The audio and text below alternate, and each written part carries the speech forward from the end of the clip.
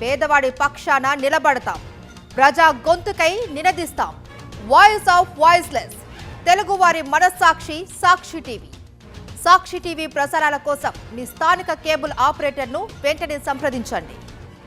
TTD chairman BR Naidu తీరును మాజీ chairman Bhumana Karunakar Reddy తీవ్రంగా తప్పుబట్టారు. బీఆర్ నాయుడు ముందుగా వ్యక్తిగత విమర్శలు చేయటం మానుకోవాలని హితవు పలికారు. టీటీడీ భూముల్ని ఏపీ టూరిజానికి కేటాయించడంపై తాము అడిగిన ప్రశ్నలకు స్పష్టమైన ప్రకటన చేయాలని డిమాండ్ చేశారు.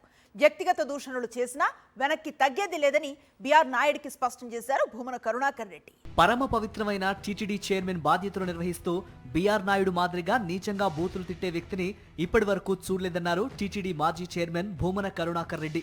టీటీడీకి చెందిన స్థలం ఏపీ టూరిజంకు ఎలా కేటాయిస్తారనే తమ ప్రశ్నకు ఖచ్చితంగా జవాబు చెప్పాల్సిందేనని బీఆర్ నాయుడిని భూమా డిమాండ్ చేశారు.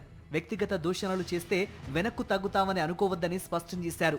అత్యంత విలువైన స్థలాన్ని ఏపీ టూరిజంకు అక్కడి నుంచి ఓబ్రాయ్ హోటల్కు ఎలా కేటాయిస్తారని టీటీడీ చైర్మన్ ను నిలదీశారు ఆయన. టీటీడీ చైర్మన్ పదవిని అడ్డుపెట్టుకుని బీఆర్ నాయుడి కుమారుడు రవీంద్రనాథ్ హైదరాబాద్ జూబ్లీహిల్స్ హౌసింగ్ సొసైటీలో భారీ ఎత్తున అక్రమాలకు పాల్పడుతున్నారని భూమన ఆరోపించారు. 1000 కోట్ల విలువైన భూములు అమ్ముకున్నారని చెప్పారు. అదేవిధంగా మంచిరేవుల దగ్గర జూబ్లీహిల్స్ సొసైటీకి సంబంధం లేని భూముల్లో కూడా డబ్బులు వసూలు చేశారని భూమన చెప్పారు. వీరిపై మనీ లాండరింగ్ కేసులు ఉన్నాయన్నారు. బీఆర్ నాయుడి అవినీతి విశ్వరూపం క్రమంగా బయటకొస్తుందన్నారు భూమన. 1000 కోట్ల రూపాయల ఓపెన్ స్పేస్ మీరు అమ్మటానికి వీలు లేదు.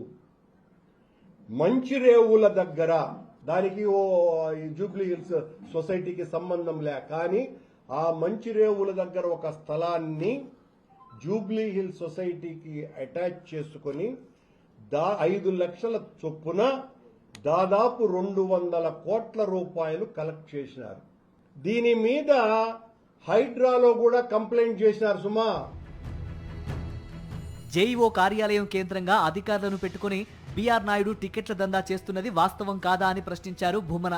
టీటీడీ ఉన్నతాధికారులతో చైర్మన్ కు సఖ్యత లేదని చెప్పారు ఆయన. ఈఓ, అడిషనల్ ఈఓతో కలిసి చైర్మన్ బీఆర్ నాయుడు సమావేశం నిర్వహించగలదా అని ప్రశ్నించారు. వైఎస్ జగన్ సీఎంగా ఉన్నప్పుడు టీటీడీ ఉద్యోగుల ఇళ్ల కోసం 1200 ఎకరాలు కేటాయించామని, టీడీపీ ప్రభుత్వం హోటల్ కోసం 20 ఎకరాల ప్రభుత్వ భూమిని కేటాయించలేదా అని భూమన ప్రశ్నించారు.